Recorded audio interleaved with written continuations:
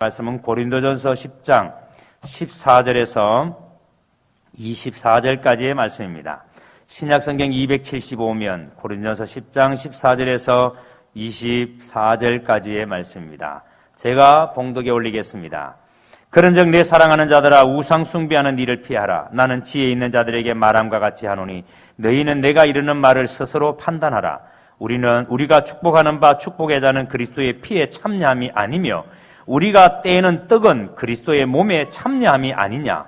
떡이 하나요 많은 우리가 한 몸이니 이는 우리가 다 한 떡에 참여함이라.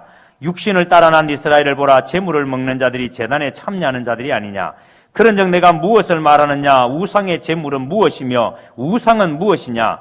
무릇 이방인이 제사하는 것은 귀신에게 하는 것이요 하나님께 제사하는 것은 아니니 나는 너희가 귀신과 교제하는 자가 되기를 원하지 아니하노라.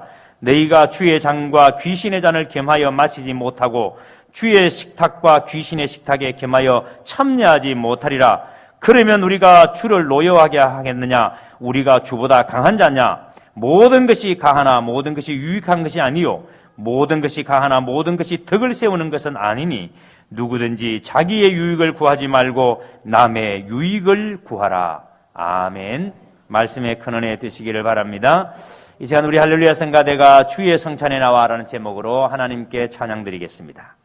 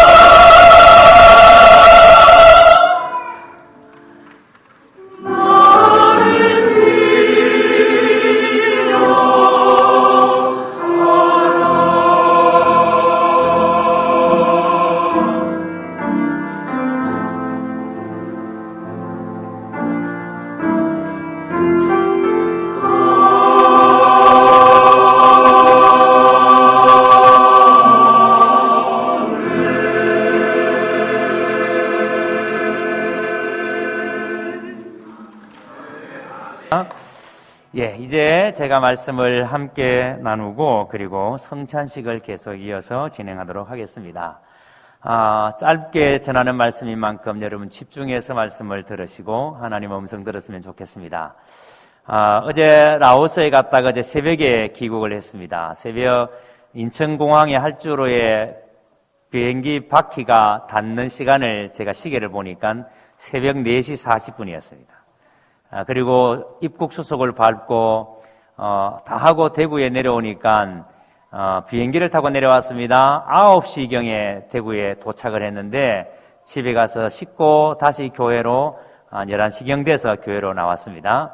그런데 이번에 라오스 가서 하나님께서 왜 이 라오스 땅에 보내셨는가를 하나님이 듣게 하시고 보게 하셨는데 가셔서 또 귀한 분들도 만났습니다. 우리 제 목사님 사역의 현장에서 낙훈교회의 목사님을 만나면서 너무 많은 감동을 받았습니다.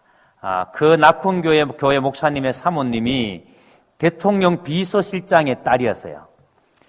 그러니까 전의 대통령의 비서실장의 딸이었는데 그러니까 부가인, 아주 부자였고 그럼에도 불구하고 그 모든 것들을 포기하고 목회자의 아내로 살고 있습니다. 또 권덕영 목사님을 만났습니다. 우리 교회를 사임하고 나간 이후에 처음으로 그곳에서 만나서 한참을 만나서 교제하는 가운데 아이들 이야기를 들으면서 제가 너무 가슴이 아팠습니다. 현지 학교에 외국인 학교가 아니라 현지 학교에 보냈는데 그곳에는 왕따가 없고 구타가 없는 줄 알았는데 거기도 왕따가 있고 구타가 있습니다. 그래서 아이가 왕따를 당하고 구타를 당했는데 말이 통하지 않으니까 그 분노함과 억울함을 표현할 길이 없습니다. 그러니까 그 아이가 받는 스트레스가 얼마나 크겠어요. 그럼에도 불구하고 물었습니다. 왜 국제학교에 보내지 않고 현지 학교에 보냈냐 물으니까 하나님 이 땅에 보내실 때 진짜 이 땅 사람이 되라고 하나님이 나를 보내셨습니다. 그 말에 너무너무 가슴이 뭉클했어요. 그렇다. 진짜 사역자구나. 진짜 하나님이 세우신 하나님의 사람이구나. 그러다가 제가 읽고 있는 책을 한 권이 생각이 났습니다. 포에버라는 책입니다. FOAVER. 이게 헌신, 희생 아니면 남을 도와줄 때 이렇게 하다 그런 단어의 뜻인데 그 책을 쓰신 분이 미국에서 제비 사업가인데 자동차 주차 이런 시스템을 만들고 하는 굉장히 아주 굴지의 기업입니다. 무슨 분인데 이름이 갑자기 헷갈립니다만은 그분이 쓴 책인데 포에버라는 책이 그 책 내용에 희생이라는 그 포에버를 희생으로 해석을 해서 희생에 대해서 이야기합니다.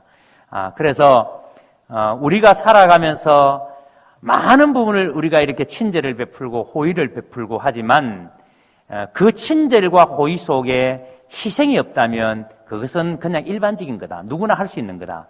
그런데 기독교의 사랑, 기독교의 하나님에 대한 사랑은 바로 희생이다. 희생이 없이는 절대 하나님의 사랑을 제대로 드러낼 수 없다.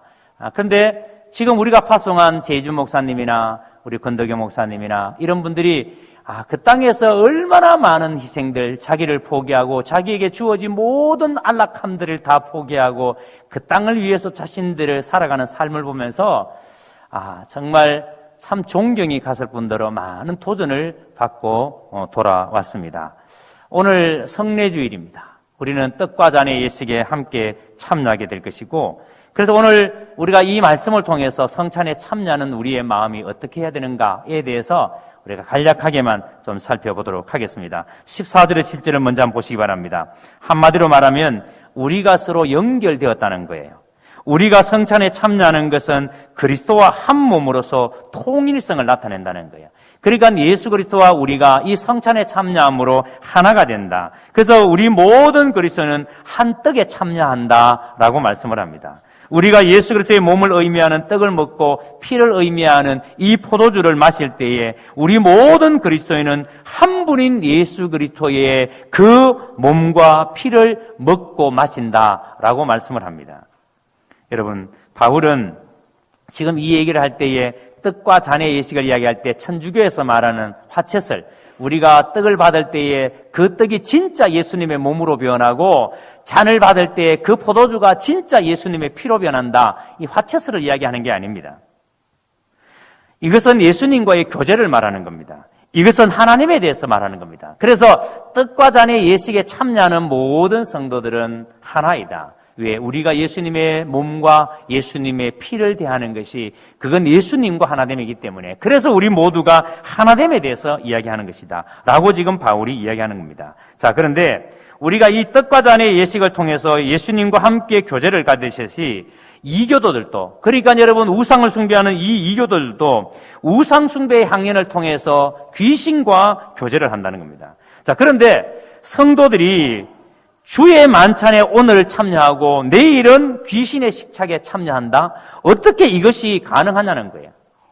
자, 이 이야기가 왜 바울이 지금 고린도 교회를 향해서 이런 얘기를 하는가 하면은 당시의 이 배경을 여러분들이 좀 아셔야 되는데, 왜 바울이 지금 고린도 교회를 향해서 이런 얘기 하는가 하면은 이 고린도 교회가 있던 이 고린도라는 지방이 무역업이 아주 성행하는, 우리로 말하면 인천이나 부산처럼 이 무역항이 있는 그런 도시였어요. 그러니까 많은 사람들이 왕래가 있는 무역 도시이니까, 그런데 이 고린도라는 이 도시에는 많은 상인들이 상주하는 지역이기 때문에 그 상인들마다 자기가 믿는 신들이 다 다릅니다. 그러니까 상조회가 있는데 상조회마다 섬기는 신의 대상이 다 다르단 말이에요.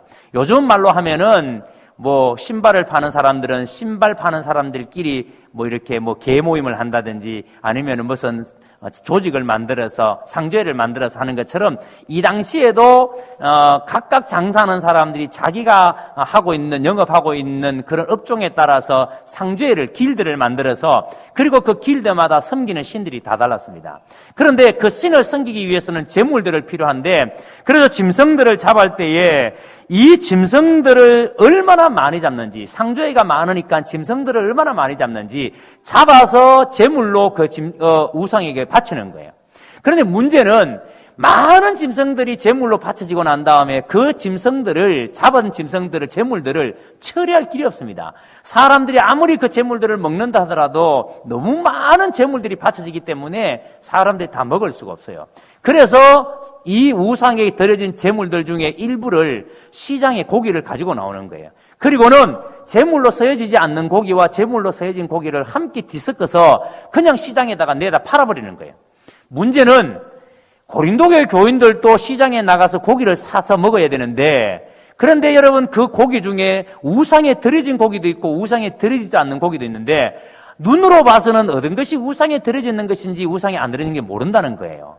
그래서 때로는 고기를 살 때에 우상에게 드려진 고기도 사올 수 있다는 겁니다. 근데 문제는 그 고린도 사람들 중에 크리스찬이 아닌 사람, 고린도 교회 교인이 아닌 사람들 중에 저 사람들은 교인들인데, 예수님을 믿는 사람들인데, 예수 믿는 사람들은 우상에게 드려진 고기를 안 먹는다 그랬는데, 우상에게 드려진 고기를 사용하지 않는다 그랬는데, 저 사람들이 왜 우상에 드려진 고기를 사가지? 하면서 교회를 다니지 않는 사람들이 고린도 교인들에게, 그래서 그것 때문에 시험을 받고 그것 때문에 유혹을 받는다는 거예요.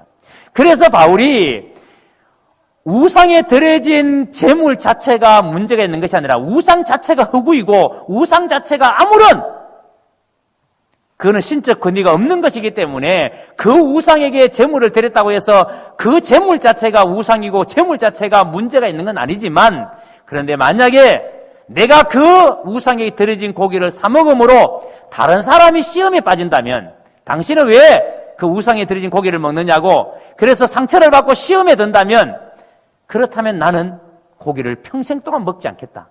그래서 고린도 교회 교인들에게 제물로 사용되어진 그 우상의 제물 자체가 문제가 아니라 다른 사람이 상처를 받고 다른 사람이 그것으로 말미암아 시험에 들기 때문에, 그래서 고기를 먹지 말아라고, 안 먹는 게 좋겠다라고. 지금 그런 배경을 가지고 바울이 고린도 교인들에게 이 말씀을 하신 것입니다. 자, 그러니까 여러분, 그리스도의 삶은 말씀을 모르고는 그 충만함 가운데 살 수가 없습니다. 하지만 그리스도인들 가운데 또 우리가 살아가면서 예수 믿지 않는 사람들도 우리 주위에 굉장히 많잖아요. 그런데 우리가 가지고 있는 이 자유의 풍성함을 이해하지 못하는 사람들이 우리 주위에 의외로 굉장히 많습니다. 그러니까 교회는 나오지만 누리지 못하는 사람들이 굉장히 많이 있습니다. 자, 그런데 여러분, 이렇게 영적으로 누리지 못하는 사람들이 우리가 살아가는 모습을 보면서 저 사람 정말 교회를 오래 다녔다 그러는데 교회 다니는 사람 맞아? 저 사람 정말 목사 맞아? 저분 정말 집사님 맞아? 자, 이런 얘기를 듣는다면은, 그래서 우리가 살아가는 모습을 통해서 만약에 사람들에게 잘못된 모습들을 보여준다면 그 자체가 굉장히 심각한 문제라는 겁니다. 그래서 바울은 8장에서 우상이라는 것은 실제가 아니다. 그러니까 아무것도 아니라는 말이에요. 그러니까 아무것도 아닌 우상에게 고기를 드렸다고 해서 드려진 그 고기를 먹는다고 해서 죄가 되고 잘못된 것은 아니다. 그런데 문제는 아직까지 어린 그리스도인들, 그리고 예수 믿지 않는 사람들이 이런 지식이 없기 때문에 혹시라도 그런 사람들이 이 음식을 먹음으로 상처를 받는다면, 시험에 든다면, 이런 지식이 없기 때문에 상처를 받고 시험에 든다면, 그렇다면 나는 이것을 먹어도 되느냐 안 먹어도 되느냐가 문제가 아니라 아예 먹는 것을 내가 포기해버리겠다. 왜? 내가 먹는 것 때문에 상처받고 시험받는 사람이 있기 때문에. 여러분, 이게 오늘날 주초 문제하고도 동일한 겁니다. 여러분, 담배를 피운다고 해서 천국 못 가는 거 아니에요. 담배를 피운다고 해서 여러분 지옥 백성이다, 절대 그런 거 아니에요. 여러분, 제가 지금 담배를 피우라고 권장하는 거 절대 아닙니다. 오해하지 마세요. 근데 여러분, 담배를 왜 피우지 말아야 되는가 하면, 교회 다니는 사람은 담배를 안 피우더라. 그런데 만약에 여러분, 제가 오늘 예배를 드리고 딱 내려가자마자 여러분 앞에서 담배를 한 대 피운다고 생각해 보세요. 상상이 되세요? 상상이 안 되잖아요. 그러면 여러분 시험 들죠. 여러분 마음에 큰 상처가 생기죠. 그러니까 여러분, 이것이 해도 되느냐 안 해도 되느냐의 문제가 아니라 이것은 성도들에게 시험거리가 되고 상처가 되기 때문에 나는 평생 동안 그 일을 하지 않겠다는 거예요. 그러니까 여러분, 고기 먹는 일이, 우상에게 드려진 고기 먹는 일이 먹어도 되느냐 안 되느냐, 그게 중요한 것이 아니라 그것 때문에 상처받는 사람, 그것 때문에 시험에 드는 사람이 있기 때문에 나는 평생도록 고기를 안 먹겠다는 겁니다. 바울이 지금 이 고린도 교회를 향해서 그렇게 얘기하는 겁니다. 그래서 우리 그리스도인은 한 몸이기 때문에 내가 그것을 할 수 있는 자유가 내게 있다고 그것을 다 할 수 있는 것이 아니라는 거예요. 오늘 우리가 떡과 잔의 예식에 참여하면서 우리 모두가 다 한 몸인데 내가 하고 싶다고 해서, 내가 괜찮다고 해서 내가 내 마음대로 할 수 있는 게 아니라는 거예요. 왜? 내 속에 연약한 한 부분이 그것 때문에 상처를 받는다면 안 되기 때문에. 그래서 오늘 본문 23절 24절 보세요. 그리스도인은 할 수 있고 없음보다도 그 일이 다른 사람에게 유익이 되는지 안 되는지를 먼저 살펴봐야 한다는 거예요.